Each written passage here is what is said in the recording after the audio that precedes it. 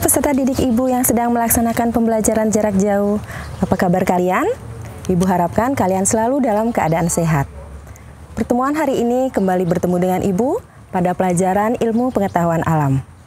Hari ini kita akan membahas mengenai materi gerak pada makhluk hidup di bab 1 dengan submateri gerak pada tumbuhan. Selamat menyimak dan selamat belajar.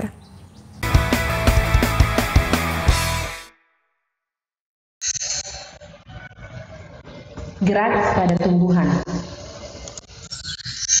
Kompetensi dasar pada pembelajaran kali ini adalah memahami gerak lurus dan pengaruh gaya terhadap gerak berdasarkan hukum Newton serta penerapannya pada gerak makhluk hidup dan gerak benda dalam kehidupan sehari-hari. Indikator pencapaian kompetensi pada pembelajaran kita hari ini adalah: pertama, menjelaskan jenis gerak tumbuhan beserta contoh berdasarkan penyebabnya. Yang kedua, menganalisis contoh gerak tumbuhan berdasarkan penyebab dan jenis rangsang yang diterima atau bagian tumbuhan yang menanggapi rangsangan. Seperti yang kita ketahui, bergerak adalah salah satu ciri dari makhluk hidup. Manusia dan hewan memiliki perilaku gerak yang tidak jauh berbeda. Manusia dan hewan itu sama-sama bisa berjalan dan menunjukkan gerakan-gerakan yang mudah diamati. Lalu, bagaimana dengan tumbuhan? Apakah tumbuhan itu bisa bergerak? Dan apakah tumbuhan itu harus berpindah tempat terlebih dahulu sehingga ia bisa dikatakan bergerak? Bergerak di sini ada gerak aktif dan gerak pasif. Gerak aktif itu dimiliki oleh manusia dan hewan. Sementara tumbuhan bergerak dengan gerak pasif. Nah, bagian apa saja dari tumbuhan yang dapat bergerak? Kita lihat definisi dari gerak pada tumbuhan. Gerak pada tumbuhan itu adalah gerak sebagian atau seluruh bagian tubuh tumbuhan karena adanya pengaruh rangsangan yang berasal dari dalam maupun dari luar tubuh tumbuhan itu sendiri. Dan arah geraknya itu bisa mendekati atau menjauhi arah rangsangan. Gerak pada tumbuhan secara garis besar dibagi menjadi dua, yaitu gerak endonom dan gerak epionom. Gerak endonom adalah gerakan pada tumbuhan yang dipengaruhi oleh rangsangan dari dalam tumbuhan itu sendiri. Gerak endonom dibagi menjadi gerak mutasi dan gerak higroscopis. Gerak mutasi adalah gerakan spontan yang tidak disebabkan adanya sebuah rangsangan dari luar. Dicontohkan di sini adalah gerakan aliran sitoplasma pada tanaman air Hydrilla verticillata. Kemudian gerak yang kedua yaitu gerak higroscopis, merupakan gerak pada tumbuhan yang disebabkan oleh adanya perubahan kadar air dalam sel. Contohnya di sini video ini menggambarkan bahwa perubahan kadar air pada tanaman kacang polong-polongan itu menyebabkan buah polong-polongan yang sudah tua itu akan dapat membuka. Seperti ini. Kadar air di dalam sel secara tidak merata. Akibatnya, terjadi pengerutan bagian buah yang tidak merata.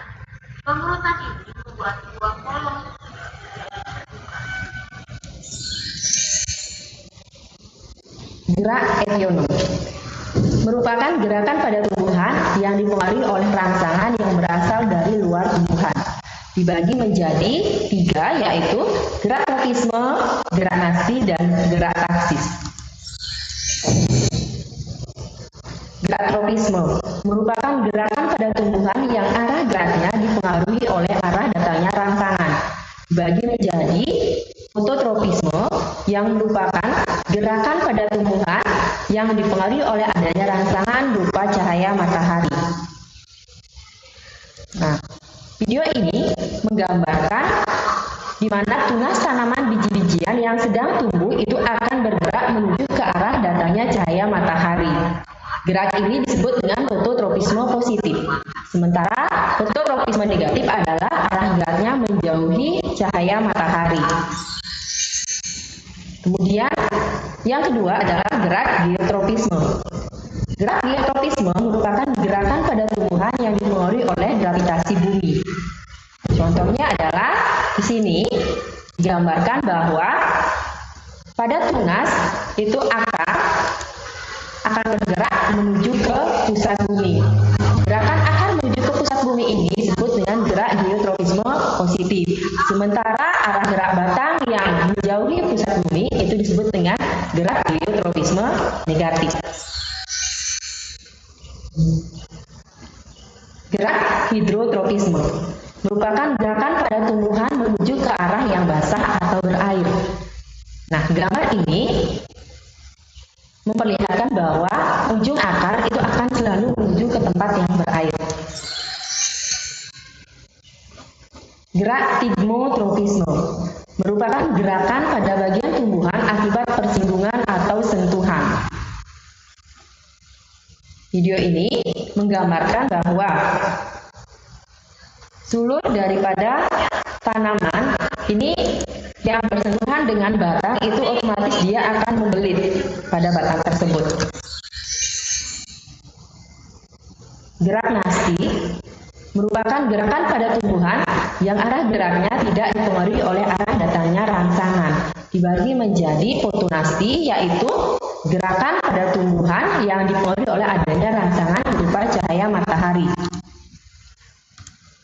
Nah, di sini dalam video ini digambarkan bahwa bunga pukul 4 atau Mirabilis jalapa yang mekar pada sore hari karena adanya rangsangan berupa cahaya matahari. Termonasti merupakan gerakan yang dipengaruhi oleh adanya rangsangan berupa suhu. Video ini menggambarkan mekarnya bunga tulip pada suhu tertentu.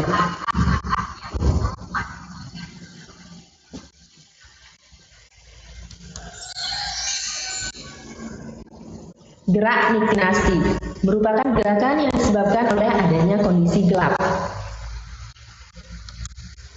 Video ini menggambarkan gerak pada tumbuhan pohon asam atau Tamarinus indica. Pada malam hari, Tamarinus indica daun-daunnya itu akan menutup, sementara pada siang hari dia akan kembali membuka. Gerak seimonasti merupakan gerakan yang dipengaruhi oleh adanya rangsangan berupa sentuhan. Contohnya adalah tanaman putri malu. Daun putri malu ini akan menutup sesaat setelah kita menyentuhnya, dan beberapa waktu mereka atau daun ini akan kembali terbuka.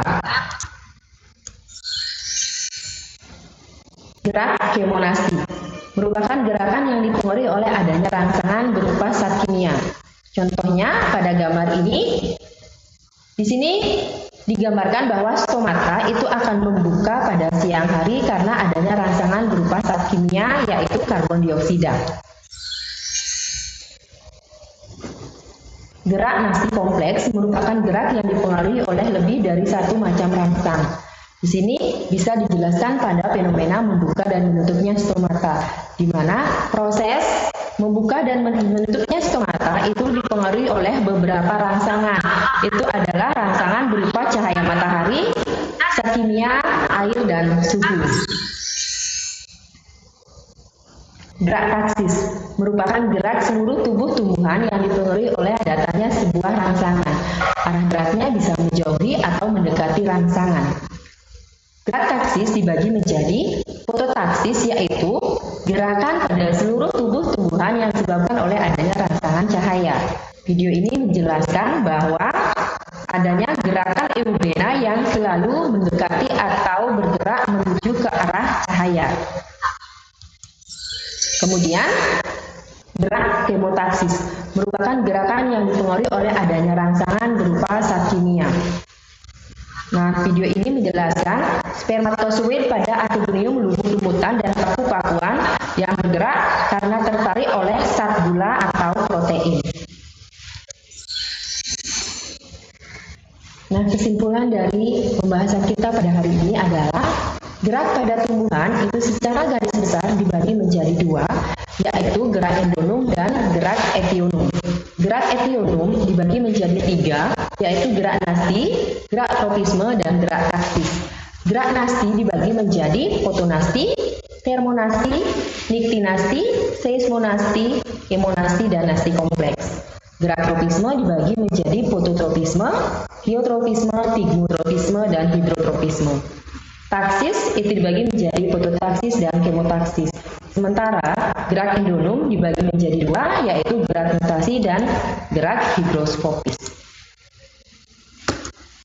Nah, demikian materi yang dapat Ibu sampaikan pada hari ini. Terima kasih dan selamat belajar.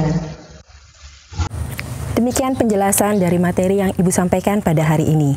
Sampai jumpa pada pertemuan berikutnya. Tetap semangat dan tetap jaga kesehatan.